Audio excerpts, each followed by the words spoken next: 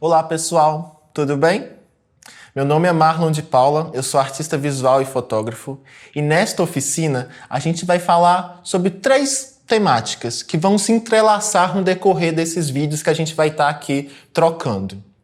A primeira palavra é fotografia. Fotografia por quê? A gente vai traçar alguns elementos e alguns dados históricos e percorrer um caminho do surgimento da fotografia, do desenvolvimento da fotografia até os dias de hoje. E aí a gente vai, de alguma maneira, relacionar a fotografia na nossa vida. Todo mundo tem um registro, todo mundo já fez uma foto, todo mundo está numa foto. Por mais que os registros sejam, às vezes, poucos, né? Porque se pensar no momento histórico que a fotografia não era tão popular, e até hoje, se a gente pensar que por mais que a gente julgue a fotografia como um elemento muito popular, a gente não pode generalizar, porque existem pessoas que ainda não têm acesso. Infelizmente, existem pessoas que não têm um aparelho celular, por mais que a maior parte da população brasileira possui aparelho celular com câmera fotográfica. A segunda temática que a gente vai lidar nesses vídeos é memória afetiva. A memória afetiva, a gente vai entender e relacionar a memória afetiva a objetos que temos aí em casa, que é o primeiro tema, que é a fotografia. A gente vai tentar traçar alguns elementos que estão ali naquelas fotografias, nos álbuns de fotografia, e a gente vai, de alguma maneira, acionar algumas chavinhas e conseguir, de alguma maneira, associar alguns elementos, alguns fatos, alguns contextos que estão ali naquela imagem, naquela fotografia, dentro daquele álbum fotográfico, e a gente vai retomá-los. Histórias. Eu falo histórias porque eu penso que é muito difícil singularizar com a palavra história, por mais que a palavra história carregue em si todo um contexto. Eu penso que usar a palavra histórias no plural pode de alguma maneira abraçar ideias que a gente vai tratar aqui dentro desta oficina. Por quê? Primeiro, é muito difícil singularizar toda a história de desenvolvimento da fotografia em apenas uma história. São várias histórias que percorrem o surgimento da fotografia e que estão em paralelo.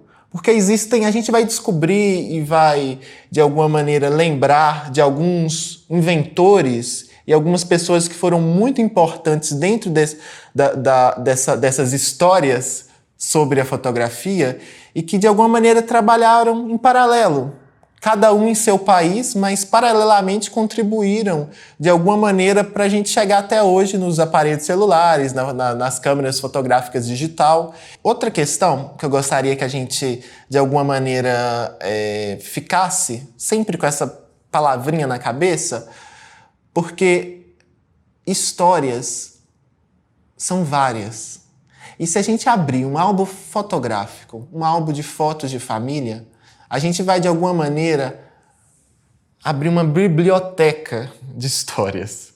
Cada família ou cada pessoa em si carrega dentro de si inúmeros acontecimentos. A gente funciona como álbum de fotografia, a gente funciona como se fosse uma grande biblioteca. E aí, dentro dessa ideia de ser uma biblioteca ambulante, uma biblioteca pulsante, porque a gente não vive só de histórias, a gente está o tempo inteiro construindo histórias e narrativas da gente mesmo, a gente vai pensar que essa palavra histórias dentro do álbum fotográfico, porque a gente vai abrir essas imagens, né? A gente vai abrir, de alguma maneira, acionar essas imagens e a gente vai conviver com fatos e algumas lembranças que, de alguma maneira, podem estar, às vezes, fraquinhas, às vezes mais fortes, mais intensas, mas essas histórias são nossas. Então, de alguma maneira, elas estão aqui dentro da gente. Então, como que a gente pode acioná-las? Como a gente pode fazer com que elas voltem a emergir em nós? É uma pergunta interessante, não? Então, eu gostaria de convidá-los a fazer parte, né, ou de alguma maneira entrar nessa dinâmica que eu estou propondo aqui, né, nos vídeos, e que de alguma maneira seja uma viagem muito prazerosa, porque para mim está sendo muito prazeroso gravar esse vídeo, apesar de um certo nervosismo, mas para mim é muito prazeroso trocar com vocês. É óbvio que se fosse uma oficina ao vivo, presencial, seria mais interessante, mas como estamos aqui no vídeo, vamos tentar fazer com que essa linguagem, vamos se apoderar dessa linguagem do vídeo e produzir coisas e trocar de uma maneira mais especial, uma maneira diferente. Mas vamos, de alguma maneira, participar juntos. O que vamos fazer nesta oficina? Primeiro, como eu já tinha mencionado, eu vou fazer e compartilhar com vocês um pequeno recorte das histórias acerca do surgimento da fotografia. E eu também vou propor alguns exercícios de sensibilização do nosso olhar para algumas imagens e fotografia que temos aí em casa, que temos aí nos álbuns de família. E também eu vou oferecer algumas dicas sobre composição, sobre fotografia, para a gente que nunca fotografou, ou pessoas que já fotografaram, possa relembrar essas regrinhas ou algumas dinâmicas que, claro, estão sempre aí dispostas para serem quebradas, mas a gente pensa que a gente trabalha com uma base e a partir dessa base a gente começa a explorar outras possibilidades. Mas é interessante a gente pensar numa base ou num ponto que a gente consiga partir, seja uma referência de partida, um ponto de partida para a gente, a partir do desejo de querer fotografar pessoas, objetos que temos aí em casa. Então é isso. Esse é o convite que eu faço para vocês. Então eu quero convidá-los a participar. Vamos lá?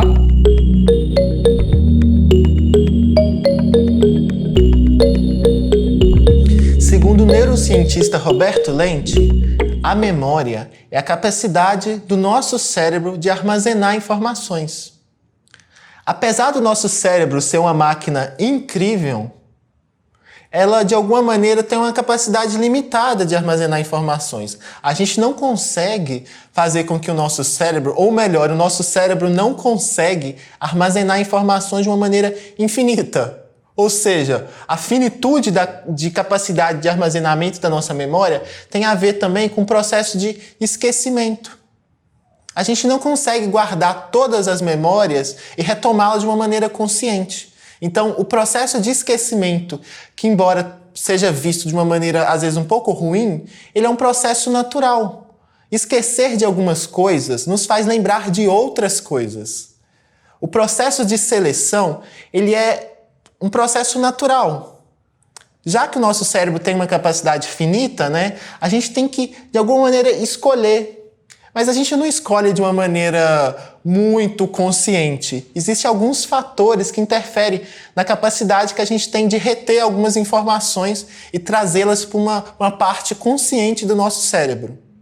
Vamos pensar a memória de um casamento, de uma pessoa muito querida para a gente. Um sobrinho, uma tia, um filho, uma filha. Vocês conseguem lembrar do dia anterior ao casamento? Do que vocês estavam fazendo? Onde vocês estavam?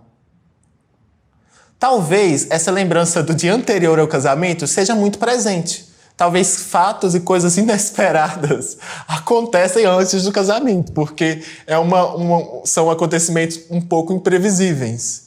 Mas geralmente, o casamento, ou o fenômeno, ou o acontecimento do casamento, ele acaba sendo mais relevante do que qualquer outra coisa que a gente esteja fazendo no dia anterior. Se a gente pensar nesse processo que eu estava falando anteriormente da capacidade do nosso cérebro de selecionar informações, alguns fatores são preponderantes. Um desses fatores é a emoção. A emoção e o sentimento associado a pessoas e fatos que aconteceram naquele dia. Já que o nosso cérebro tem a capacidade finita, ou seja, uma capacidade limitada, embora muito grande, de recolher e guardar informações, o processo de seleção de informações tem a ver com questões relacionadas à emoção. Quando eu me referi à memória emotiva, é essa memória associada a alguma relação de prazer, alguma relação de sentimento que envolva uma lembrança, que às vezes pode ser fraquinha, uma lembrança quase se perdendo, ou uma lembrança muito forte, muito presente, muito vívida de um acontecimento. Neste momento do nosso encontro, eu quero propor um exercício para vocês que estão aí me ouvindo. Primeiro, eu gostaria que vocês selecionassem algum álbum de família e pegassem esse álbum de família. Porque a gente vai fazer um exercício a partir de fotografias. A fotografia pode ser usada como uma chave, um start, um botão que pode acionar em nós algum desses elementos, sensações e lembranças que nos despertem para aquele momento que ficou lá no passado. Se a gente pensar que o álbum de fotografias de família ou os álbuns de fotografias, eles têm essa capacidade de acionar em nós lembranças e memórias que de alguma maneira a gente julgou ter perdido ou de alguma maneira não estão muito conscientes dentro da nossa cabeça. Eu queria sugerir para vocês um exercício. Vamos lá? Quando vocês já estiverem de posse do álbum de família, eu quero que vocês passeiem os olhos por entre as páginas ou por entre as fotos. Tomem o seu tempo. Não precisa ter pressa. Quando estiver finalizado, ou quando estiver terminado de olhar todas as imagens, selecione uma fotografia que tenha despertado em você uma memória que você julgue especial ou importante. Pegue a foto. Tente observar detalhes que você não tenha percebido. Procure encontrar, talvez, pessoas que aparecem no registro e que você não tenha se dado conta. Observe as condições do lugar. Era um espaço público? A foto foi realizada em uma igreja ou em uma casa de alguém conhecido?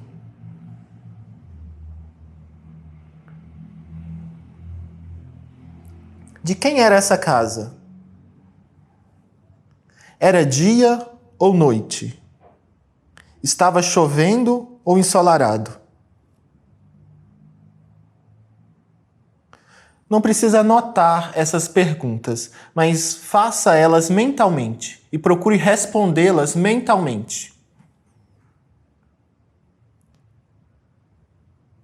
Se quiser pausar o vídeo e voltar para o início para ouvi-las novamente, faça.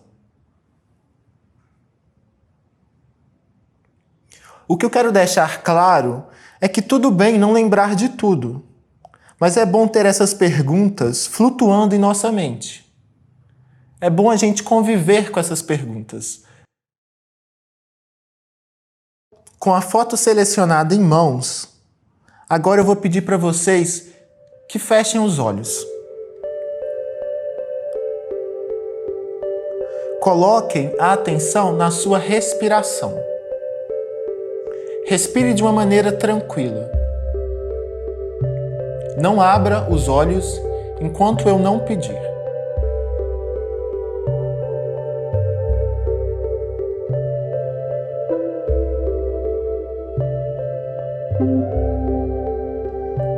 Com os olhos fechados, imagine você no exato momento e espaço que a fotografia tenha sido tirada.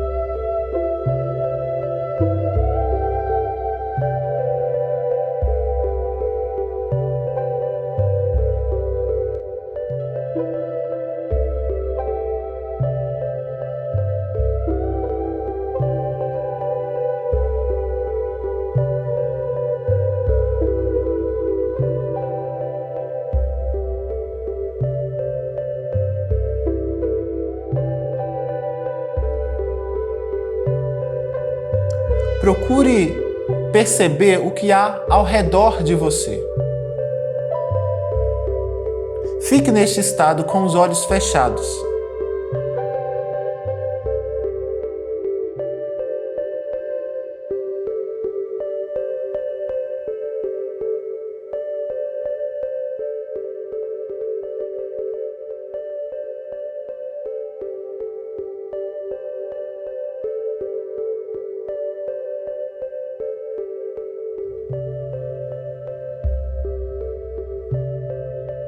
Percebeu algum cheiro? Ouviu algum som? Sentiu algum toque?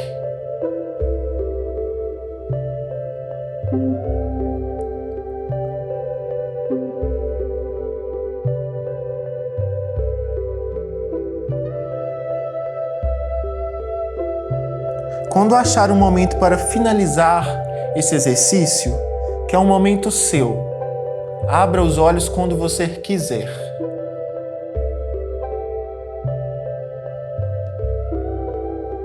Pegue um lápis e papel e anote sensações e percepções que vieram durante o exercício. Ou fale em voz alta o que você percebeu.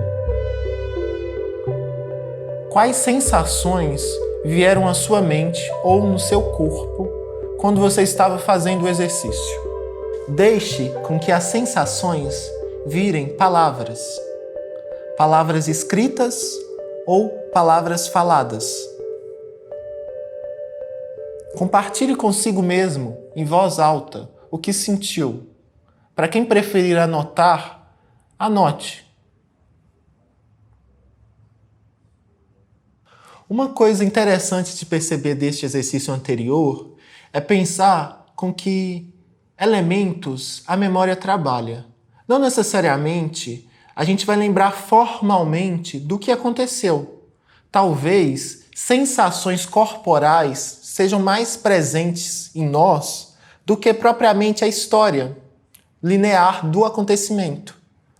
O que eu estava vendo, né? O que estava acontecendo. Talvez um cheiro de um doce, um cheiro de um perfume, o cheiro de uma folha abrindo, o cheiro de uma árvore, de uma estação, o cheiro de terra molhada, vários cheiros podem vir à nossa consciência. Ou a gente pode sentir o toque de alguém. Um toque no ombro, um abraço, um beijo no rosto. Essas sensações também dizem da nossa memória. Elas não foram esquecidas. Elas estão aí, nesse universo do consciente. Elas são especiais. Elas estão ligadas a algum lugar afetivo dentro de nós. Então, esse exercício, ele é para, de alguma maneira, a gente deixar e se permitir aflorar essas sensações e essas percepções. É muito gostoso a gente pensar que quanto mais a gente abrir espaço para se permitir a fazer esse exercício, mais essas sensações virão em nós. Claro que existem pessoas que têm uma memória muito ligada à história linear do que estava acontecendo, onde estava o sujeito, onde estava tal lugar, a pessoa estava sentada, a pessoa estava em pé.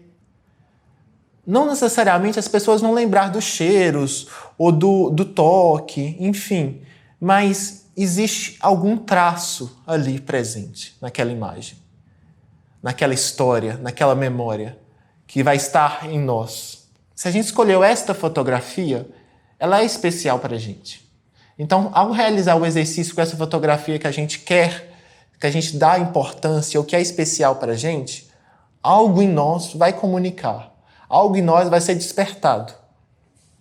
Então, quanto mais a gente se permitir a viver essa experiência desse exercício, dessa dinâmica anterior, mais sensível e mais canais de percepção a gente vai abrir para perceber. Eu gosto de pensar que as imagens estão vivas. A imagem não é algo que foi. A imagem é algo que é.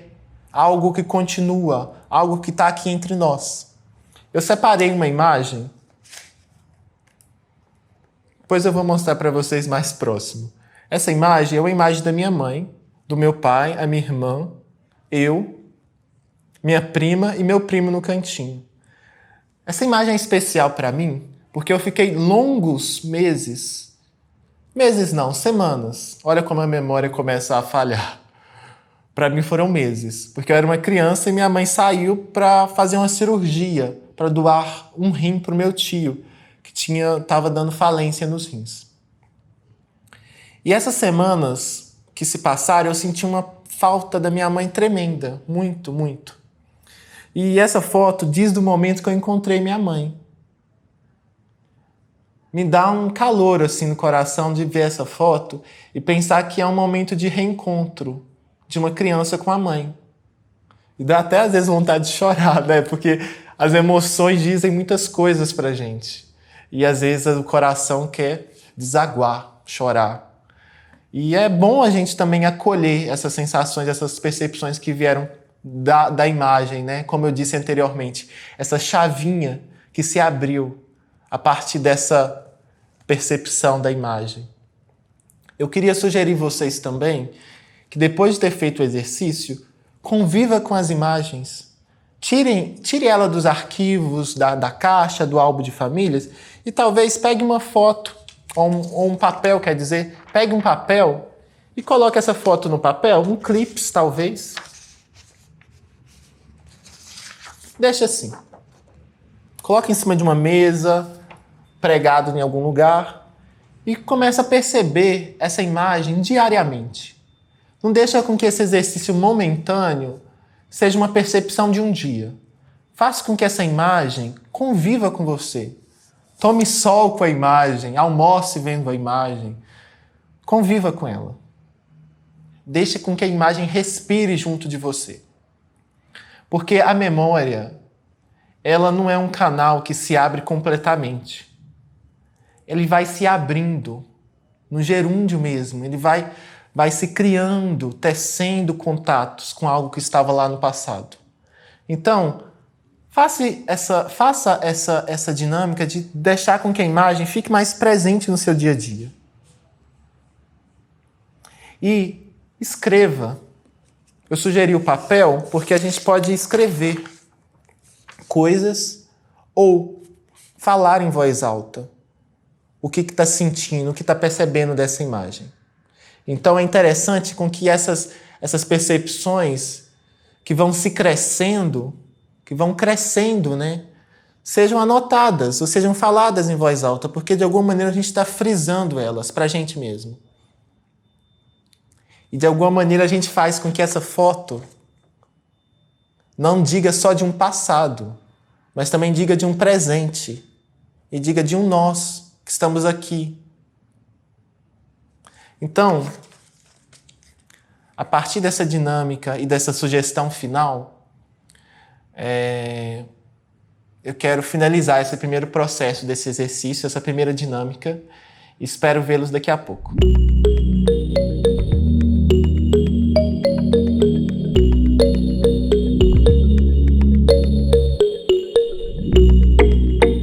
Há muitos anos, a humanidade já havia descoberto um princípio da luz. A partir de um orifício, eu consigo possibilitar com que a luz entre em um espaço e projete imagens do espaço exterior, externo. Esse princípio é um princípio básico para entender o funcionamento da câmara escura. Eu sei que fica um pouco abstrato falar desse jeito. Então eu fiz uma ilustração para a gente entender melhor os princípios de funcionamento da câmara escura. Vamos lá? Vamos pensar em uma caixa que é completamente fechada. Não permite a entrada da luz. Vamos imaginar que façamos um orifício nesta caixa. Agora, permitiremos a entrada de um ponto de luz. Quando este orifício estiver sendo apontado para algum objeto ou paisagem que reflita luz, por uma propriedade física, os raios que incidem pelo buraco são projetados na parede oposta da caixa, formando uma imagem do ambiente externo. Essa imagem aparece na caixa de maneira invertida. Assim como na câmara escura, as imagens que percebemos no mundo apresentam-se de maneira invertida pelos nossos olhos. E ao ser transmitida ao sistema nervoso, passa por um processo de correção do sentido da imagem. Assim como eu disse anteriormente, é muito difícil falar uma data ou uma civilização que a câmera escura tenha surgido. Existem relatos na China, em comunidades árabes, na Grécia, em diversas outras civilizações que talvez a gente nem tenha em mente, que o princípio da câmera escura tenha sido utilizado. Mas é certo que há relatos na época do Renascimento de pintores e cientistas que utilizavam da câmera escura para auxiliar no desenho de paisagens, para auxiliar na construção de pinturas, porque a câmera escura ela consegue captar a imagem, esse mundo tridimensional que vemos, de formas, e consegue transformar essa imagem chapada numa imagem bidimensional, que é a imagem que dialoga diretamente com a pintura e com o desenho. Há relatos que na Grécia, Aristóteles tem observado um eclipse parcial a partir de um pequeno orifício de uma folha que se projetava no solo. Então, a gente começa a entender que a câmera escura é um princípio que está aí na natureza, ele acontece. E aí a câmera escura é um objeto que a gente cria como um aparato para captar essa imagem que já está aí, disponível. Porque é um efeito físico da luz. Eu construí uma câmera escura para a gente entender como funciona esse processo. A partir de caixas de papelão e cartolina preta e uma lente de lupa, eu construí essa câmera escura e fiz algumas imagens que a gente pode ver no vídeo a seguir.